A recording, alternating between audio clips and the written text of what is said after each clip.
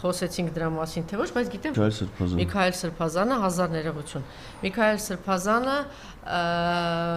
ուղակի խոսքով սատկացրեց այս ազգակործանին մի շարք բաներ հրապարակ հանելով նախ իրեն կոչեց տգետ, տխմար, ուրիշ պիտակավորումներ մեղմ ասել։ Մեղմ, չէ, շատ ավելի բան բառերով էլ եւ ասեց, որ իրենք այս ընտանիքը իրենք հələ դեռ իրենք ունեն շատ բացատրություններ տալու, չափները ճանաչեք, եթե եկեղեցին իր դռները բացել է ձեր առաջ, չի նշանակում ձեզ այդպես պետք է պահեք։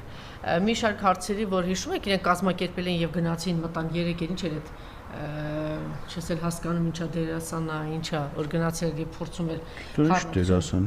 գնել է, ինչ է, չգիտեմ, որ տարածքն է ինքը դրա բացատրությունն էլ, պարզաբանումն էլ տվեց Սրբազանը եւ վերջին գրառումների մասով կասեմ, սրիկա